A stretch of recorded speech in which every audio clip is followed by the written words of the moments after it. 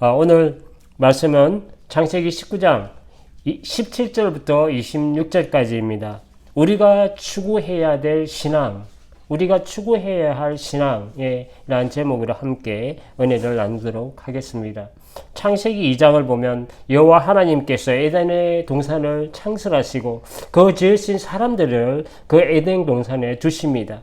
여호와께서 그곳에 정말 보기에 아름답고 먹기에도 너무 좋은 그 나무들을 나게 하시는데 그 동산 가운데 생명을 알게 하는 나무와 선악을 알게 하는 나무를 두셨습니다. 창세기 2장 16절을 보면 여호와 하나님이 그 사람에게 명하여 이르되 동산 각종 나무의 열매는 내가 임의로 먹되 선악을 알게 하는 나무의 열매는 먹지 말라. 내가 먹는 날에는 반드시 죽으리라 하시니라 라고 명령하셨지만 인간은 하나님과 같이 되려고 하는, 하나님같이 높아지려고 하는 그 교만, 뱀의 그 꼬임에 대한 그 교만에 넘어지고 그것을 먹으면 반드시 죽으리라는 하나님의 말씀을 불순종함으로 범죄하게 되어서 죽음이 없던 그 창조 세계에 그 어둠의 죄의 사망률이 들어오게 됩니다. 태초부터 계셨던 이 말씀은 하나님과 함께 계셨고 생명이신 하나님 자신이 바로 이 말씀이십니다. 말씀이 우리 안에 거하면 하나님의 생명이 우리 안에 있고 하나님의 말씀이 우리 안에 거하지 않으면 우리 안에 생명이 없습니다. 소돔성이 죄악 중에 멸망할 그때에도 롯에게 하나님의 말씀이 임했습니다. 롯의 가족들도 함께 멸망받지 않게 하시기 위해서 천사들은 속히 그 롯에게 가족들을 데리고 여기서 떠나가라고 재촉합니다. 그렇지만 그 죽음이 임박한 가운데서도 롯은 무엇인가에 계속 머뭇거리고 지체를 하고 있습니다. 그래서 두 천사는 롯과 아내와 딸들을 강제적으로 끌어내고 롯의 아내는 돌아봄으로 소금 기둥이 되고 롯과 딸들은 소알로 들어가 구원을 받게 됩니다. 그때 해가 돋았고 여호와께서 하늘에서 유황과 불을 소돔과 고모라를 내려서 멸망을 하게 되는 심판의 내용입니다. 두 천사는 죄악의 도성을 떠나는 롯의 가족들에게 롯의 가족이 반드시 지켜야 될 그 세 가지를 명령합니다. 말씀합니다. 심판 가운데 주어지는 그 하나님의 말씀을 우리가 무엇인지 살펴보면서 우리가 추구해야 할 신앙이 무엇인지 은혜를 나누도록 하겠습니다. 첫째로 뒤돌아보지 않는 신앙을 가져야 합니다. 말씀의 불순종은 곧 죽음을 의미합니다. 에덴 동산에서 먹지 말라는 하나님의 말씀을 불순종함으로 반드시 죽으리라 하신 말씀대로 사막이 들어온 것 같이 뒤돌아보지 말라는 말씀에 불순종하여 뒤돌아봄으로 롯의 아내는 소금기둥이 되었습니다. 돌아보지 말라는 말씀을 주시는 것은 우리가 돌아보지 말아야 하고 그리고 우리가 바라봐야 할 뭔가의 분명한 대상이 있기 때문에 이 말씀을 주시는 것입니다. 오늘 본문 17절을 보면 그 사람들이 그들을 밖으로 이끌어낸 후에 이르되 도망하여 생명을 보존하자. 돌아보거나 머물지 말고 산으로 도망하여 멸망함을 면하라. 이렇게 명령합니다. 풍요하지만 죄악이 가득한 그 소돔성에 대한 욕망을 버리라는 그 명령이 돌아보지 말라는 말씀입니다. 없어질 이 세상의 재물이나 그 명예 등에 전혀 아쉬움이나 미련을 가지지 말고 살라는, 가지지 말고 떠나라는 경고의 말씀입니다. 돌아보지 않는 신앙은 하나님을 경외하고 섬기는 데 있어서 성도에게 요구되는 가장 신앙의 필수 요건입니다. 하나님의 자녀로서 아직도 여전히 세상에 미련이 남아 세상에 기웃거리고 있지 않는지 우리는 생각해야 합니다. 소돔성이 성적 타락뿐만 아니라 얼마나 재물에 대한 욕망이 가득했음을 우리가 짐작할 수가 있습니다. 탐욕은 사람이 창조주 하나님을 볼 수 있는 눈을 가리게 했고 하나님이 없이도 그 육체의 욕망을 따라 그 범죄하게 하고 그 죄가 가득하여 멸망에 이르게 되는 것을 우리가 볼 수가 있습니다. 욕심이 잉태한 자 죄를 낳고 죄가 장성한 자 사망을 낳느니라 라고 야고보서 1장 15절에 말씀합니다. 우리가 술에 취기와 흥분을 좋아해서 계속 술을 마시다 보면 술에 취하게 되고 결국 자기를 제어하고 통제하는 능력을 잃게 되어서 사람은 술의 지배를 받아버립니다. 눈에 보이는 것이 이제 그때부터는 없어집니다. 술 취한 상태는 실제가 아닙니다. 그와 같이 물질에 대한 잘못된 욕망도 영혼을 사로잡아 하나님을 섬겨야 할 유일하신 하나님을 섬겨야 할 그 하나님의 종이 아닌 물질의 종이 되고 하나님보다 재물을 우상이 되게 합니다.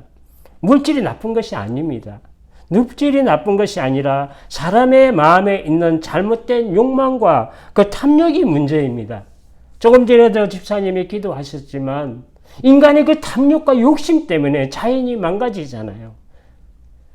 그런 것이 문제가 아니라 그 인간이 잘못된 욕망과 탐욕에 문제가 있습니다. 재물에 대한 그 욕망과 탐욕은 결국 생명이신 하나님을 떠나 살게 합니다. 그렇기 때문에 이렇게 경고를 주고 계신 것입니다. 사람은 하나님과 재물을 겸하여 섬기지 못합니다. 어느 한쪽을 사랑하게 되면 어느 한쪽을 경하게 여기게 되는 것이 진리입니다. 재물을 사랑함으로 하나님을 잃게 되는 것은 천하를 얻고도 자기 목숨을 잃어버린 것과 같습니다. 하나님을 사랑함으로 재물의 복도 함께 누리는 우리가 되어야 합니다. 마태복음 6장 24절에 말씀합니다. 한 사람이 두 주인을 섬기지 못할 것이니 혹 이를 미워하고 저를 사랑하거나 혹 이를 중히 여기고 저를 경히 여깁니다. 너희가 하나님과 재물을 겸하여 섬기지 못하느니라. 우리는 두 주인을 섬기는 자가 아닙니다. 재물이 문제가 아니라 인간이 가지고 있는 재물에 대한 탐욕이 재물의 종이 되게 하고 재물이 우상이 되어 눈을 가리게 하고 하나님을 보지 못하게 함으로 길을 막고 사람으로 하여금 결실을 맺지 못하게 하기 때문에 그렇습니다. 세상의 염려와 재물의 유혹과 기타 욕심이 들어와 말씀을 막아 결실하지 못하게 되는 자요 라고 마가복음 4장 19절에 말씀합니다. 염려와 재물의 그 유혹과 탐욕이 가득한 이 세상을 그 세상을 등지고 십자가를 바라보며 예수님을 따라가는 우리의 신앙이 되어야 합니다. 이제는 우리가 천국 가는 그 구원열차에 올라탔잖아요. 그러면 그런 다른 그 세상을 뒤돌아볼 것이 아니라 하나님 나라를 소망하며 계속해서 전진하는 우리의 신앙이 되어야 합니다. 두 번째로는 머무질 말고 떠나는 신앙이 있어야 합니다. 머물르면 안 됩니다. 구원받은 성도는 거기에 머물러 있을 수 없습니다. 우리는 새로운 세계로 나아가야 되고 새로운 삶을 살아가야 합니다. 성도는 세상에 발을 디디고 살지만 세상 끝에 머물러 있는 자가 아닙니다. 17절을 보면 결코 돌아보지 말라 하였고 이제는 결코 들에 머물지 말라라고 명령합니다. 들에 머물지 말라는 말씀을 주시는 것은 제약되고 멸망하는 도시를 완전히 떠나라는 명령입니다. 그 소돔이 악하고 죄악이 가득한 그 소돔성의 멸망 가운데 있는 그 소돔성을 떠나라는 것입니다. 거기에 머물러 있지 말라는 것입니다. 왜냐하면 죄는 코비드-19이 얼마나 무섭습니까? 코비드-19과 같이 전염성이 아주 강한 특징이 바로 죄입니다. 완전히 결박하거나 아니면 가까이 하지 말고 독립되어 떨어져 있어야 합니다. 잠시라도 틈을 주게 되면 죄는 우리의 올무가 되고 사슬로 묶고 끌고 가서 죄악에 병들게 합니다. 그래서 악은 어떤 모양이로 버리라고 데살로니가 전서 5장 22절에 말씀합니다. 우리는 죄에 대해서 너무 자신해서는 안 됩니다. 죄의 유혹은 우리의 의지보다 강하고 타락된 우리의 욕망은 그 유혹 앞에 속절없이 무너집니다. 머무르지 말고 떠나가야 합니다. 신학교 스승인 교수님 친구분 이야기를 해주셨습니다. 신학교 때부터 가장 이상적인 목회자상이었고 가장 순수하고 신실하고 천사 같은 친구였다고 합니다. 그가 그 홍등가의 여인들을 불쌍히 여기고 동정하는 마음이 있어서 그들을 전도하기 위해서 늘 방문하여 위로하고 복음을 전했다고 합니다. 그런데 어느 날 여인들을 예수님께로 인도하여야 할 그 친구의 모습을 본 것이 아니라 오히려 그 여인들의 품 안에서 떠나지 못하는 그 친구의 모습을 보았다는 것입니다. 그는 탄식하며 슬피 울었다고 합니다. 그만큼 유혹은 크고 우리 인생이 얼마나 연약한 존재임을 우리는 알게 됩니다. 지난번에 한번 나눴지만 잠언서 7장 7절 이하에 보면 지혜 없이 죄에 빠지는 어리석은 한 청년을 소개합니다. 그는 그의 그 골목 모퉁이를 지나서 자기 집으로 가는 것이 문제였습니다. 그것도 제가 기생을 부르는 밤에 날이 저물어 어두울 때 기생이 강귀한 그 여인이 그를 맞이하게 되고 그는 그가 있어야 돼 그의 집에 있는 것이 아니라 강귀한 밤에 여인에게 빠지게 됩니다. 죄와 세상의 유혹은 이러니까 시간과 밤낮과 때와 장소를 가지지 않고 우리를 넘어뜨리고 있습니다. 지난주에 나눴던 16절에도 보면 죄악으로 멸망하는 도시를 빨리 떠나려는 천사의 그 재촉에도 불구하고 롯이 머뭇거리고 지체하였다고 16절에 말씀합니다. 롯과 같은 본성은 우리들 누구에도 있습니다. 우리는 잘못되고 나쁘고 죄된 것에 머물러 서서 지체해서는 안 됩니다. 머물지 말고 그것을 빨리 떠나서 새로운 것으로 나아가야 하는 신앙이 우리 가운데 있어야 합니다. 세 번째로 볼 것은 새로운 삶을 살아가는 신앙입니다. 성도는 그 이전의 세상의 모습이나 내가 예수님을 만나기 전에 그 이전의 세상 모습이나 예수님을 만나기 전에 이전의 내 옛 모습으로 다시 사는 자가 아닙니다. 예수님 안에서 전혀 새로운 그 피조물로 새로운 생명으로 다시 태어난 자가 우리 성도입니다. 17절 마지막 부분을 보면 첫 번째로는 결코 돌아보지 말라. 그리고 결코 들에 머물러 있지 말라. 그리고 마지막에 주시는 말씀은 산으로 도망하여 멸망을 피하라는 것입니다.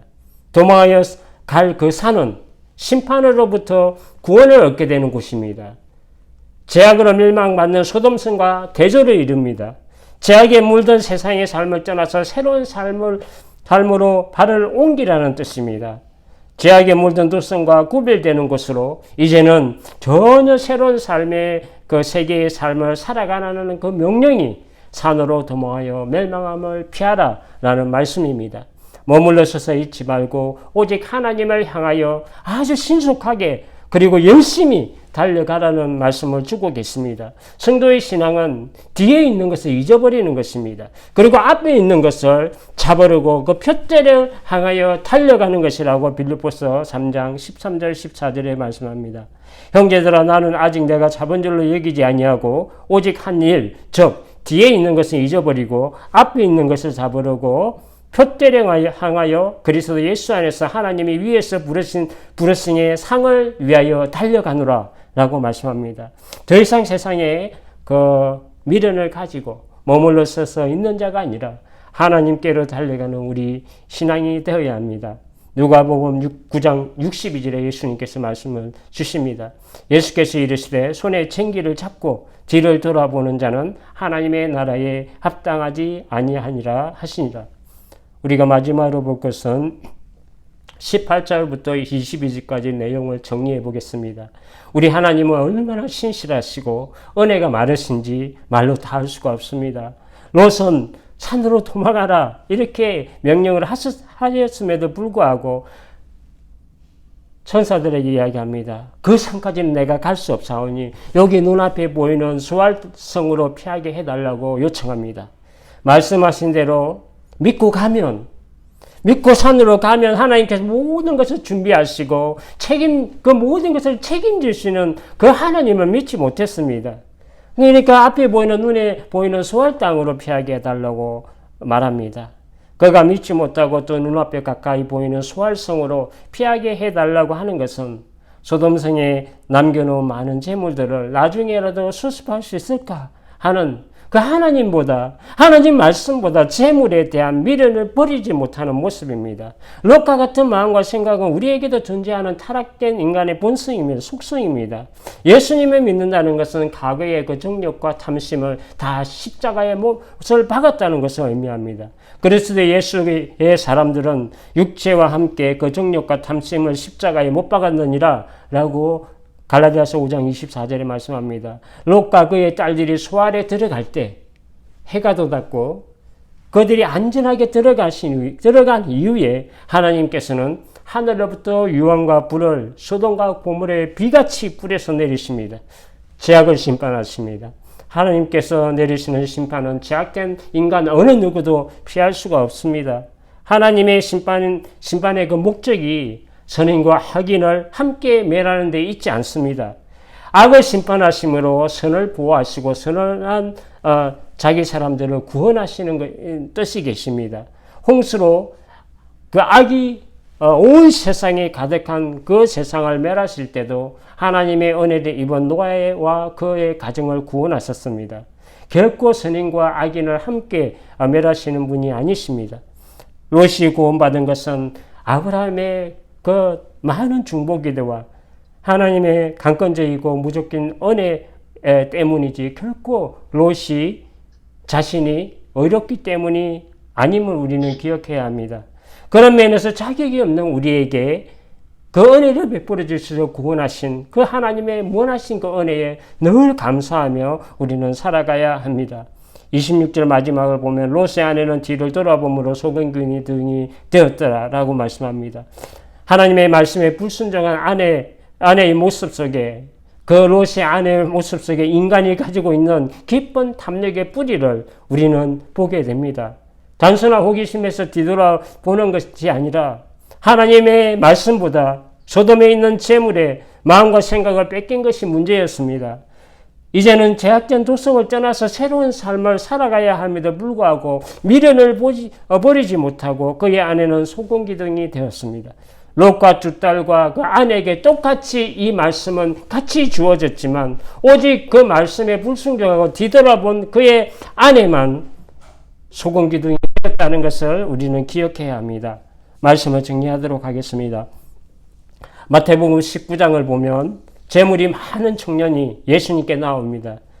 선생이여, 어떻게 해야 내가 영생을 얻겠습니까? 그러니까 무슨 선한 일을 해야 내가 영생을 얻겠냐고 물을 때 예수님께서 선한 사람이 누가 있느냐? 선한 분은 오직 한 분 하나님밖에 없다고 말씀합니다.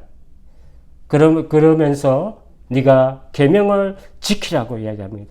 그럼 무슨 계명을 지켜야 합니까? 할 때 예수님께서 살인하지 말고 가늠하지 말고 도둑질하지 말고 거짓 증언하지 말고 내 부모를 공경하고 내 이웃을 내 자신과 사랑하라고 말씀을 주십니다. 그 청년이 이르되 이 모든 것에 내가 지키는데 아직도 나한테 부족한 게 있습니까? 이렇게 예수님께 묻습니다. 예수님이 주신 것은 5계명부터 10계명까지 이웃 사랑에 대한 계명이었습니다. 정말 훌륭한 청년입니다. 여기까지는 이웃 사랑에 대한 계명에 대해서는 그가 지켰습니다. 그가 부자임에도 그것을 지켰습니다. 그러나 한 가지 부족한 그 하나님의 사랑을 말씀하시니 전혀 달라지는 상황을 우리가 볼 수가 있습니다. 그러냐? 내가 지켰느냐? 그러면 내 소유를 팔아 가난한 자들에게 주라. 그리고 너는 나를 따르라. 이렇게 말을 할 때 그 청년이 재물이 많음으로 이 말씀을 듣고 근심하며 가니라 라고 말씀합니다. 그는 엄청난 재물을 가진 부자이면서도 이웃 사랑하는 나름 훌륭한 사람이었습니다. 그러나 그는 그가 가진 그 재물을 하나님을 위해서는 포기하지 못했습니다.